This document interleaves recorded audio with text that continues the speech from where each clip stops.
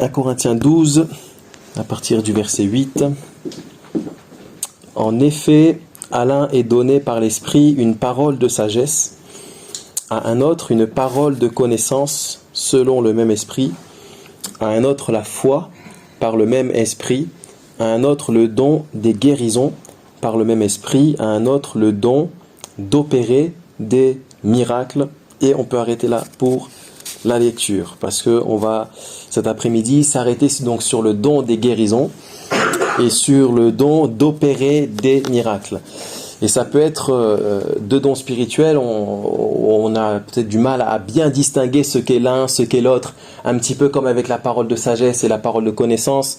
Souvenez-vous, je vous disais que la parole de sagesse, c'est donc une parole inspirée de Dieu face à une situation connue, mais compliquée, où il y a besoin vraiment d'une direction précise pour savoir où est-ce qu'on va. Donc la situation, elle est connue, une parole de Dieu vient et la solution est amenée par cette parole de sagesse. Alors que la parole de connaissance, c'est une révélation de Dieu sur un fait caché que personne connaît, mais quelqu'un va recevoir une parole bien précise sur un fait bien précis, peut-être un lieu bien précis, et alors que humainement personne ne le connaît, en tout cas la personne qui l'apporte ne le connaît pas, et elle va l'apporter pour faire comprendre à la personne à qui c'est adressé que Dieu la connaît personnellement et qu'il sait toutes choses. Et donc là, c'est un petit peu pareil, le don des guérisons, le don d'opérer des miracles. On peut avoir un petit peu de mal à comprendre c'est quoi la différence entre l'un et l'autre. Et on va essayer de voir ça cet après-midi. On va voir que c'est pas une si grande différence. Il y a une nuance, une différence quand même. Mais d'abord, donc, le don des guérisons. Bon, déjà, ici, bien sûr, les dons spirituels, donc le Saint-Esprit qui veut donner des paroles. Et le Saint-Esprit qui veut aussi nous inspirer dans les œuvres qu'on peut faire. Et donc là, des œuvres de guérison. Et ça, j'aimerais déjà dire une chose toute simple, une vérité toute simple. Déjà, si la Bible parle de dons des guérisons, si l'auteur, l'apôtre Paul, a été inspiré par le Saint-Esprit pour parler de dons des guérisons, ça veut bien dire que Dieu veut guérir les malades. Dieu veut guérir les malades. Et c'est vraiment une volonté divine, encore aujourd'hui. Et j'ai été interpellé en lisant dernièrement dans Luc chapitre 9, où on voit vraiment cette volonté claire du Seigneur. Luc chapitre 9, je vous le lis, ne cherchez pas trop. Luc chapitre 9, on voit le Seigneur qui va appeler ses disciples. Et c'est au tout début du chapitre. Jésus, ayant assemblé les 12, leur donna force et pouvoir sur tous les démons, avec la puissance de guérir les maladies. Verset 2. Il les envoya prêcher le royaume de Dieu et guérir les malades.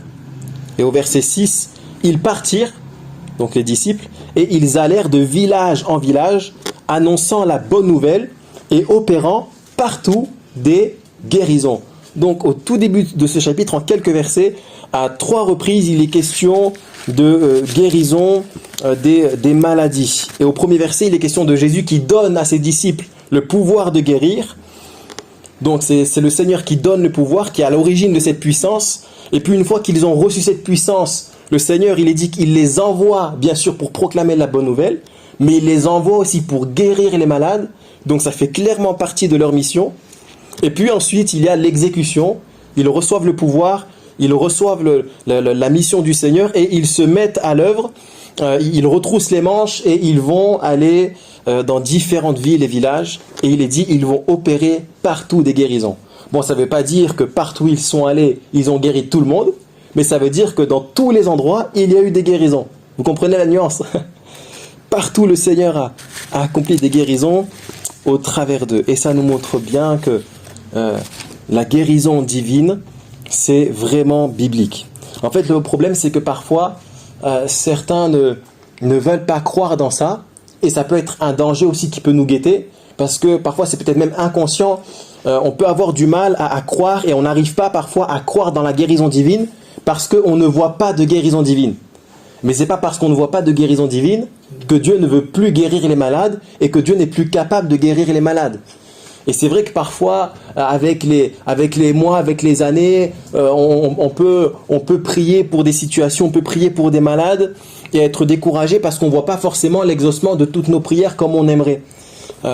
Sauf que ce qu'on ne voit pas se passer ne veut pas dire que Dieu a changé de volonté, Dieu a moins de puissance aujourd'hui. Pas du tout.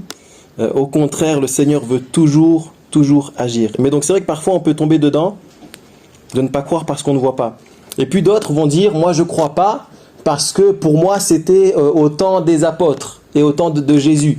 Il fallait que Jésus soit connu, il fallait que Jésus soit attesté, il fallait qu'au temps des apôtres, le message qu'il propageait soit authentifié par des choses puissantes et glorieuses. Donc à ce moment-là, c'était nécessaire. Les miracles et les guérisons étaient nécessaires. Et une fois que le message de l'évangile a été répandu, ben voilà pourquoi aujourd'hui, vu que l'église est établie, le message est répandu, pourquoi croire dans la guérison divine et vouloir la guérison divine. Et il y a beaucoup de gens, ils croient vraiment ça, ils l'affirment, ils le disent clairement, et puis je ne sais pas trop comment, mais ils arrivent à donner des versets. Mais quand on réalise et quand on voit ce que la Bible dit à ce sujet, en fait, il n'y a pas de doute, le Seigneur est toujours le même, hier, aujourd'hui et éternellement, donc il veut faire les mêmes choses. Et puis si on part du principe que si au temps des apôtres, c'était nécessaire parce qu'ils avaient besoin de propager le message de l'évangile, est-ce qu'aujourd'hui, en 2026, on n'a plus besoin de propager le message de l'évangile? Quand on y réfléchit, il y a certainement plus besoin maintenant qu'avant. Parce qu'il y a encore plus de gens incroyants, de gens qui ne veulent pas de Dieu, qui se donnent toutes sortes de raisons de croire à tout, sauf au Seigneur Jésus. Et donc il y a des gens, ils ont besoin aussi de voir des choses vraiment divines, des actes divins, des guérisons divines pour se mettre à ouvrir les yeux et croire. Mais donc voilà, il peut y avoir parfois des objections qui amènent à une certaine incrédulité et qui nous empêchent de voir la gloire du Seigneur, parce qu'il y a une chose qui est importante pour voir les œuvres de Dieu se manifester. Il faut que nous, dans notre cœur, on puisse croire que le Seigneur, il veut faire ces choses encore aujourd'hui, dans notre ville de Sisteron, dans notre époque. Et c'est quelque chose de fondamental, parce que si nous, chrétiens, on ne croit pas, comment les autres eux-mêmes vont croire? Et le Seigneur, il s'attend vraiment à ce qu'il y ait de la foi dans notre cœur, cette foi qui va se manifester par la prière, par la recherche de Dieu pour ça. Et puis en croyant et puis en cherchant le Seigneur, le Seigneur va continuer à agir et à bénir ce monde. Parce que c'est vrai que c'est aussi quand même principalement pour le monde que le Seigneur veut manifester sa puissance. Bien sûr, le Seigneur veut... il considère ses enfants, il veut bénir ses enfants, et voilà, bien sûr, beaucoup d'enfants de Dieu étant chrétiens ont vécu des miracles. Moi-même, j'ai vécu quelques guérisons alors que j'étais déjà enfant de Dieu, et c'est pas la question. Mais c'est vrai aussi que la puissance du Seigneur se manifeste particulièrement dans le domaine de l'évangélisation. Et souvent, en fait, peut-être qu'on voit moins de miracles et de guérisons parce qu'on évangélise moins, ou parce qu'on évangélise moins avec foi. On se dit, bon, on peut parler du Seigneur, c'est une bonne chose de parler du Seigneur, mais parfois on a du mal à aller plus loin. Mais je viendrai sur ce point un petit peu plus tard, vous allez comprendre ma pensée. Alors le don des guérisons. Notez bien, il n'est pas question du don de guérison. C'est donc pas au singulier, mais au pluriel, le don des guérisons. Alors... on peut certainement parler de guérison au pluriel parce qu'il y a différents types de maladies. Vous le savez, bien sûr, il y a des maladies physiques, des gens qui peuvent être paralysés, des gens qui peuvent avoir le cancer, des gens qui peuvent être terriblement atteints dans leur corps. Et le Seigneur, il peut les guérir d'une façon miraculeuse et instantanée, parce que le don de guérison, c'est bien ça. Hein. Ça n'a rien à voir avec la guérison que peut apporter la médecine, les soins que peuvent apporter les médecins. Quand on parle de don de guérison, c'est vraiment une action surnaturelle de Dieu. Et donc, il peut le faire vis-à-vis des corps malades. Donc oui, il y a des maladies physiques, il y a aussi des maladies de l'ordre de l'être intérieur, des gens qui peuvent être profondément blessés, meurtris dans leur cœur, dans leur âme. Et là aussi, le Seigneur, il est capable d'accorder une véritable guérison, une profonde guérison dans le cœur meurtri et dans le cœur blessé. Il peut y avoir aussi des maladies psychiques. sans forcément parler de possession. Parce que des fois, c'est vrai qu'il y a des gens, ils ont un certain comportement qui peut être douteux et on ne sait pas trop, est-ce qu'ils sont comme ça parce qu'ils sont possédés ou est-ce qu'ils sont comme ça parce qu'ils sont possédés. Parce qu'il y en a des fois, ils croient que c'est forcément toujours des démons qui sont derrière des comportements un peu bizarres. Alors bien sûr que souvent c'est quand même le cas, mais c'est pas toujours le cas. Des fois c'est juste voilà quelque chose qui ne va pas dans la tête de la personne, un dysfonctionnement qui fait que elle va réagir bizarrement, parler bizarrement, il y aura des gestuels. Mais même là, le Seigneur, il est capable de guérir ceux qui sont atteints psychiquement parlant. Donc c'est pour ça qu'on peut certainement parler du don des guérisons, parce qu'il y a différentes sortes de maladies et rien n'est impossible à Dieu. Dieu peut guérir absolument toute maladie, quelle qu'elle soit. En tout cas, le but reste le même, c'est de glorifier le nom de Jésus. Peu importe la maladie et peu importe la guérison que le Seigneur va opérer au travers de ses enfants, le but sera toujours de glorifier Jésus. Et je vous donne brièvement un passage dans l'évangile de Jean chapitre 9 par exemple, lorsqu'il est question de cet homme qui est né aveugle. Donc les disciples de Jésus vont dire est-ce que c'est ses parents ou cet homme qui a péché pour qu'il soit né aveugle? Et Jésus va dire ce n'est pas que lui ou ses parents aient péché, mais c'est afin que les œuvres de Dieu soient manifestées en lui. Donc quand Dieu opère une guérison, c'est pour que les gens puissent voir sa puissance de leurs propres yeux. C'est pour qu'ils puissent comme toucher du doigt la puissance de Dieu et ce que le Seigneur peut faire. C'est comme une preuve de l'amour et de la puissance de Dieu. Et puis dans Acte 3, lorsque... alors là, c'est toujours une maladie de naissance, mais c'était donc l'homme boiteux de naissance. Et comme quoi, vraiment, il n'y a rien qui est impossible. Hein. On peut naître avec une maladie, et les médecins peuvent dire que c'est incurable et que ça va durer à vie. Mais quand le Seigneur, il parle, ça bouscule tous les pronostics et tous les plans des hommes.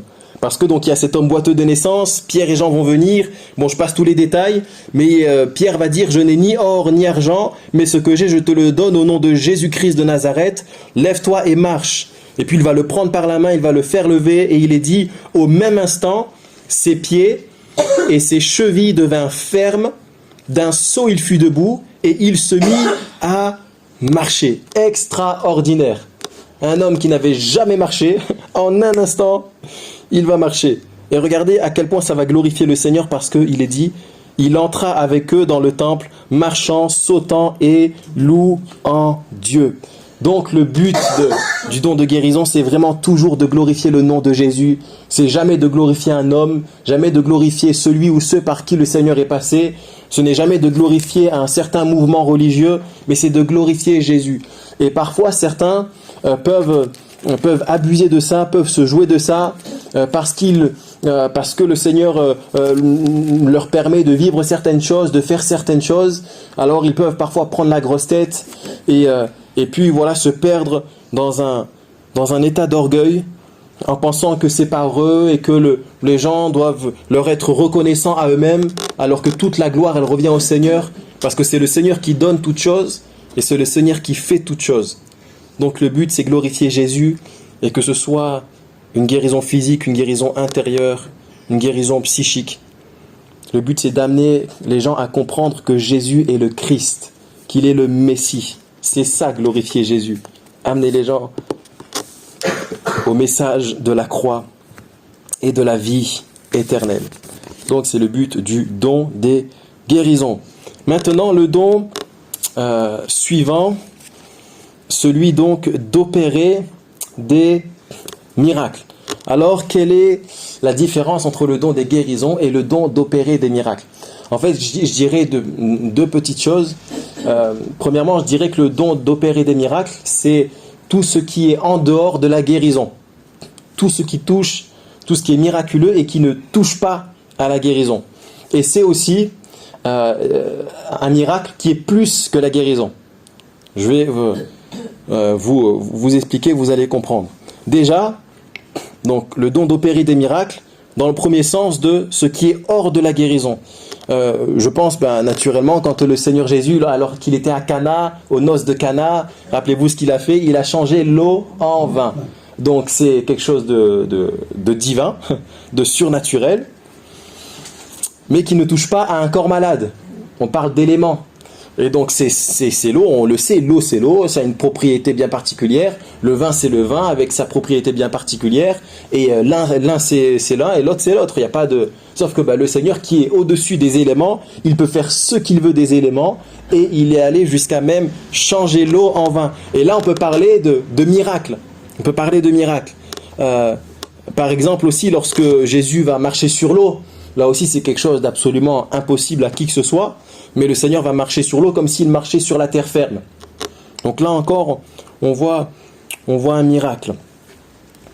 Et c'est c'est dans ce sens qu'on peut voir aussi le don donc d'opérer des miracles lorsque ça touche aux éléments, aux choses qui sont dans notre environnement. Mais ça peut être aussi, comme je le disais, quelque chose de plus que la guérison dans le corps de quelqu'un. Réfléchissez un petit peu. Qu'est-ce qui serait plus glorieux que juste la guérison d'un corps malade dans la vie physique de quelqu'un? Est-ce que vous aurez une idée? En fait, c'est évident. Quand je vais vous le dire, vous allez dire oui. Mais rien qui vous vient en tête. Qu'est-ce qu'il y a de plus dur que de guérir un malade, humainement parlant? De le ressusciter. Ouais, c'est ça. C'est ça, de le ressusciter. C'est ça, de le ressusciter. Parce qu'on voit à quelques reprises dans le Nouveau Testament, des gens qui sont morts et que le Seigneur va ressusciter. Mais on s'aperçoit aussi que dans Acte 9, Acte 9 c'est avec l'apôtre Pierre, c'est avec l'apôtre Pierre. Donc là je vous lis quelques versets, Acte 9 à partir du verset 36. Il y avait à Joppé, parmi les disciples, une femme nommée Tabitha, ce qui signifie Dorcas. Elle faisait beaucoup de bonnes œuvres et d'aumônes. Elle tomba malade en ce temps-là et mourut. Donc c'est clair, elle était morte. Après l'avoir lavée, on la déposa dans une chambre haute. Comme Lyde est près de Joppé, les disciples, ayant appris que Pierre s'y trouvait, envoyèrent 2 hommes vers lui pour le prier de venir chez eux sans tarder. Pierre se leva et partit avec ses hommes. Lorsqu'il fut arrivé, on le conduisit dans la chambre haute. Toutes les veuves l'entourèrent en pleurant et lui montrèrent les tuniques et les vêtements que faisait Dorcas pendant qu'elle était avec elle. Pierre fit sortir tout le monde, se mit à genoux et pria. Puis, se tournant vers le corps, il dit « Tabitha, lève-toi » Elle ouvrit les yeux et ayant vu Pierre, elle s'assit. Il lui donna la main et la fit lever. Il appela ensuite les saints et les veuves et leur présenta vivante. Cela fut connu de tout Joppé et beaucoup crurent au Seigneur. Donc là, on peut parler du don d'opérer des miracles parce que c'est pas simplement une guérison. Une guérison, bien sûr, c'est quand quelqu'un est malade d'une façon ou d'une autre, dans une mesure ou dans une autre, mais qui reste malade et qui est bien vivant. Alors que là, on ne parle pas d'une guérison, parce qu'un mort, on ne le guérit pas. Un mort, on le ressuscite. Et une résurrection, c'est bien, dans le cadre du don d'opérer des miracles. Et ça, ce sont des choses que le Seigneur est encore capable de faire aujourd'hui, des choses ça peut nous sembler lointain parce qu'on l'a peut-être jamais vu. J'ai déjà vu, dans ma vie autour de moi, le don des guérisons se manifester, de vraies guérisons se produire. J'ai encore jamais vu de résurrection. Peut-être qu'un jour j'en verrai. Je sais pas si vous en avez déjà vu. Peut-être qu'un jour vous allez en voir. Mais dans tous les cas, je sais que c'est pas parce que j'en ai jamais vu que ça n'existe pas et que Dieu ne peut pas le faire. Je suis profondément convaincu que le Seigneur est capable, encore aujourd'hui, de ressusciter les morts s'il le veut. Alléluia. Mais ce qui est sûr, c'est que là c'est pareil, comme le don des guérisons, qui a pour but de glorifier Christ, le don d'opérer les miracles, peu importe le miracle, peu importe la nature du miracle, ça va être de glorifier aussi Jésus-Christ, comme on l'a lu, après la résurrection de cette femme, il est dit que cela fut connu de tout Jopé, et beaucoup crurent au Seigneur. Donc avant ça, ces gens-là ne croyaient pas, ou peut-être qu'ils croyaient dans d'autres choses. Ils croyaient peut-être dans le judaïsme, dans la loi de Moïse, peut-être qu'ils ne croyaient tout simplement en rien du tout, mais voilà que cette résurrection va se produire, le miracle va se manifester, beaucoup de gens vont le voir, et beaucoup parmi eux vont croire dans le Seigneur Jésus. Ils vont croire dans le message de l'évangile, dans le message de la crucifixion, dans le message de la résurrection, dans le message de la vie éternelle pour tous ceux qui mettent leur foi dans le Fils de Dieu. Et c'est le miracle qu'ils vont voir qui va produire cette conviction et cette foi dans leur cœur. D'où l'importance et la nécessité de rechercher à vivre les dons spirituels dans l'Église, dans le cadre de nos réunions, mais bien plus que dans le cadre de nos réunions.